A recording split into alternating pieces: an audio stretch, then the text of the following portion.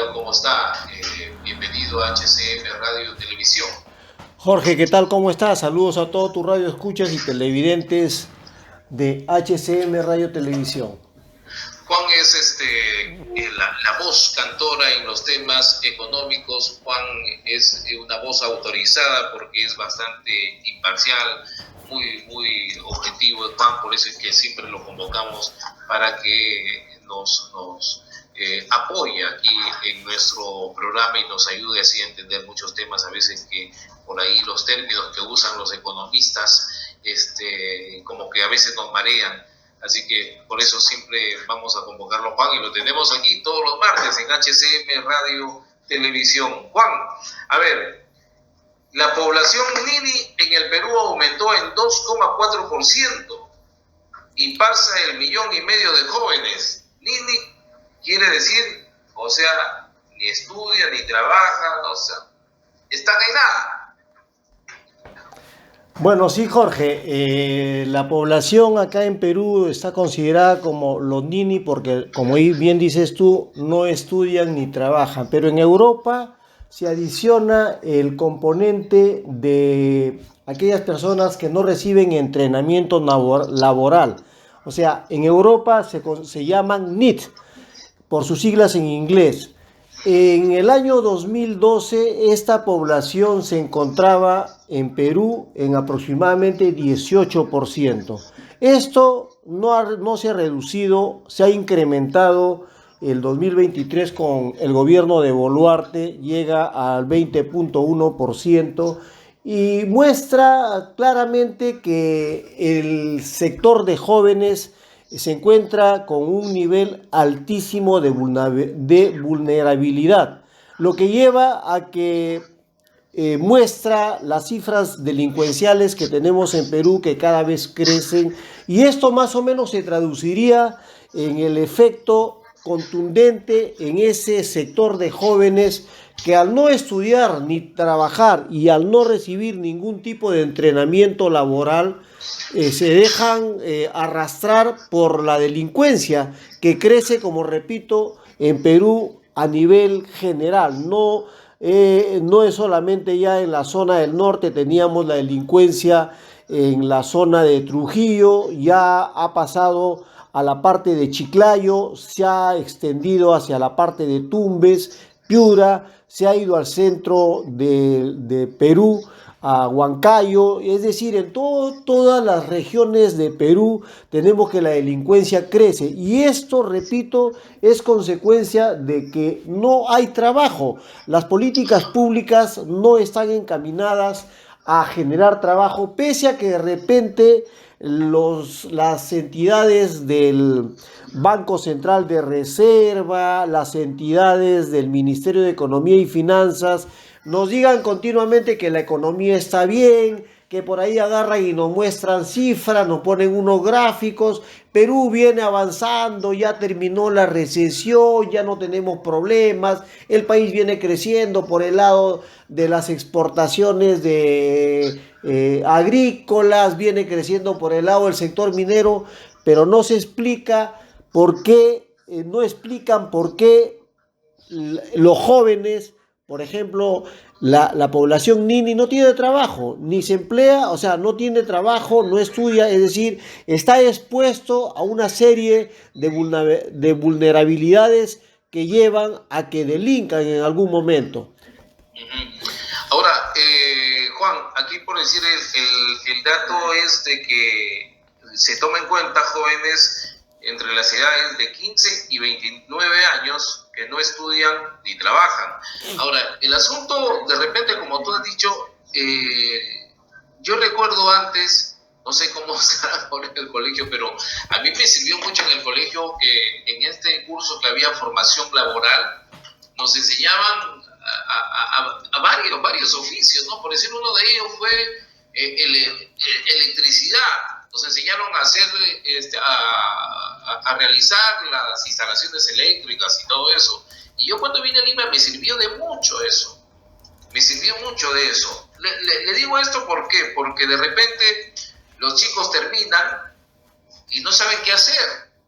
Y entonces ahí de repente donde también se tiene que ahondar o profundizar en trabajar en base a esa currícula para darle también esas herramientas a los jóvenes. Recuerda usted antes los colegios técnicos que habían, ¿no? Entonces, digo, por ahí no vendría mal una ayudadita, o de repente yo esté equivocado y sí se imparte este curso todavía en los colegios que era formación laboral. En realidad ya no hay esta formación laboral, hay más bien el Ministerio de Trabajo y Promoción del Empleo desarrolló un programa de capacitación laboral que busca desarrollar las capacidades y las competencias laborales de las personas, ¿no? Con la finalidad de que ellos logren empleo y de esta forma puedan acceder al mercado laboral, pero un mercado laboral que está reducido consecuencia de que no hay puestos laborales, pues Jorge, porque Perú, con el modelo económico neoliberal, que aunque muchos digan que Perú crece, no hacen el contraste de crecimiento versus desarrollo. O sea, el Perú, efectivamente, si tú miras cifras, la gente, los economistas, de manera tradicional ven cifras y dicen, no, hemos crecido, pero el PBI crece, claro, pero la política del goteo, la política del chorreo, que estaba establecida con este modelo económico, no ha permitido distribuir, aunque por ahí haya gente, por ejemplo, hoy día estuve en una reunión donde estaba uno de los miembros del Banco Central de Reserva y él no mostraba cifras, sino decía que teníamos un país pues que era el paraíso, ¿no? Entonces yo le digo, no, en realidad no quise abordarlo ahí como para malograrle su presentación, pero lo abordé después y no, lo que están mostrando estas cifras en realidad no muestran la verdadera realidad del país. Una cosa es crecer y otra cosa es desarrollar. Le digo, si no, ¿por qué y cómo se explica si este crecimiento que tú dices que tiene el país hubiera permitido que se distribuyera, hubiera permitido que la gente tuviera trabajo, que el nivel de informalidad no crezca al nivel en que se encuentra, entonces la cosa hubiera cambiado, ¿no? Entonces, ¿por qué tenemos 33% de población que vive en pobreza monetaria? ¿No? Entonces, le digo, acá la responsabilidad tiene que ver con el Banco Central. Me dijo Juan, pero el Banco Central no tiene que ver con el empleo. Le digo, pero tiene que trabajar en conjunto la política monetaria con la política fiscal que viene por el lado. La política monetaria viene por el Banco Central de Reserva, pero la política fiscal viene por el lado del Ministerio de Economía y Finanzas. Entonces, si trabajan articulados ellos, se va a lograr un esquema de desarrollo para que se genere lo que buscamos, para que se genere empleabilidad. Pero si tú o sea, tienes una economía en la que está orientada solamente a controlar inflación, a controlar tipo de cambio, a costa de crear desempleo y a costa de generar importación de todo, entonces tienes un país que no tiene capacidad para exportar, aunque todos digan, por ejemplo, que el sector exportador del agrícola ha crecido a 100 mil millones de dólares, dice ellos, dice, hemos crecido un montón, pero solamente ha crecido ese 5% de agricultura tecnificada, que es pequeña, pero el 95% vive en la informalidad, vive en agricultura de subsistencia. Y si nos vamos por el lado de los minerales, que son los que soportan a Perú y que hacen que Perú se mantenga en una economía de piloto automático, no hemos hecho nada pues por reconvertir lo que tenemos. Entonces el problema en realidad es que no hay políticas públicas encaminadas a generar industria, a generar trabajo, a generar apoyo a este sector que se cae y que crece, a este sector Nini y que está expuesto a ingresar a lo que no queremos, ¿no? Al flagelo de la delincuencia y a la criminalidad luego, ¿no? Exacto, yo lo que le preguntaba, claro que no, sobre este tema de los colegios no es que va a ser la solución, pero siquiera ayudaría, digo, en algo, ¿no? Porque, como usted lo ha señalado, también hay un claro que no, a ver, ¿no? Hay un sinnúmero de factores que generan este desempleo, este alejamiento de los jóvenes que no estudian ni y trabajan, ¿no? Pero también, Jorge, hay que ver que también el Estado tiene, por ejemplo, capacitaciones laborales, pero no las difunde. Hay becas que la gente puede optar por una beca y puede ganarse una beca para que estudie, obviamente si tiene pues un nivel de calificación alto, ¿no? Bueno, yo le digo esas becas, por decir, hay beca 18, conozco un poquito de eso, pero también esas becas, carambas, son bastante jaladas de los cabellos, o sea, sí hay la ayuda, pero casi ahí no entra a tallar el tema de las notas, sino es más tu pobreza, es lo que más puntos te da. Claro. Entonces, en realidad es que lo que pasa, Jorge, que ahí el tema de las becas, que es parte del soporte que el Estado debe brindar a la gente que lo necesita realmente. Es igual que si tú, por ejemplo, ves a los clubes de madres, ¿no? Los clubes de madres, por ejemplo, hay gente que recibe, esa data se hizo hace 20 años atrás y esa data no ha sido actualizada. Y hay gente, por ejemplo, que ya no tiene necesidad de recibir lo que está destinado para esa gente, porque ya sus recursos cambiaron. Hay gente que tiene casa, que tiene carro y le siguen dando apoyo, por ejemplo, eso tiene que cambiar. Hay cosas que tienen que ir cambiando y hay cosas como este tema de las becas que tú mencionas, que está limitada solamente para cierto sector. Claro, es que tiene que ir orientada a gente que realmente no tiene capacidad adquisitiva, no puede llegar nunca, y eso creo que es lo que se tiene que incentivar y desarrollar. Hay varios programas, pero lamentablemente pues no hay una comunicación, y Perú tiene gravísimos problemas en este tema ahora, el del empleo. El empleo va a seguir rezagado. Perú está encaminado a que el empleo avance, porque si revisamos, por ejemplo, fíjate las cifras de esta población Nini antes de la pandemia, estoy hablando del año 2018, la pandemia se dio en el 19, ¿no es cierto? En el 18 más o menos la población Nini, en el 20 ya bueno, en el 19 la población Nini era de 1.3 millones, o sea, 1.300.000 chicos que estaban en ese grupo. En el 2021, en el 2020 crece por efecto de la pandemia, se va hacia 2.200.000 personas.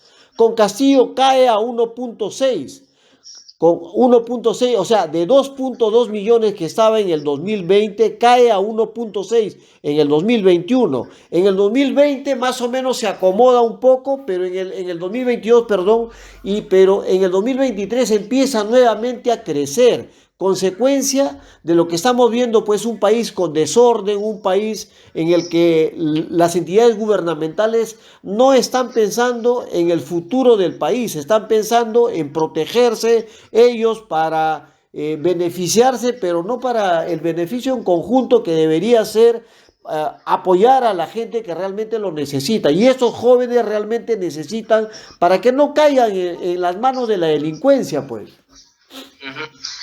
Juan, para cerrar, a ver, sobre esto que se habla bastante bien de lo que sería el megapuerto de Chancay, ¿no? Con respecto a este tema, Julio Velarde, presidente del Banco Central de Reserva, ha estimado que las operaciones del puerto podrían aportar, dice, un 0,3% del Producto Bruto Interno. ¿Eso es cierto? Jorge, lo que pasa es que el Banco Central de Reserva, el megapuerto de Chancay en realidad tiene que tener una infraestructura viable como para dinamizar este puerto, que realmente se va a convertir en el hub prácticamente de América Latina, porque fíjate, aquí las transacciones no solamente serían con Perú, sería también, conectaría prácticamente a Bolivia, conectaría también a Ecuador y no nos conectaría. En realidad el estimado podría ser un poco más, sí, un poco más del, ¿cuánto dijo Velarde? 0,9 creo, ¿no? 0,3%, pero podría sí llegar un poco más del 0,3%, podría ser un poco más, pero dependiendo, Jorge, de cómo se canalice el puerto, el megapuerto de Chancay. Hay que crear infraestructura para dinamizarlo y para hacerlo más atractivo de manera tal, porque lo que va a hacer, Jorge, es ahorrar el costo de todas las transacciones de importación y de exportación, porque estamos hablando que ya no tendrían que venir los barcos hacia el Callao, sino solamente llegan hasta Chancay, y eso en realidad es un ahorro en tiempo y en dinero, y eso se va a traducir sucesivamente pues un mayor crecimiento de la economía, ¿no? Pero tiene que estar basado en una expectativa de mediano, de corto y mediano plazo, para ver qué se hace rápidamente con el tema de la infraestructura, para que ese 0,3% que comenta Velarde no sea 0,3%, sino lleve a incrementarse y sea un poco más. Incluso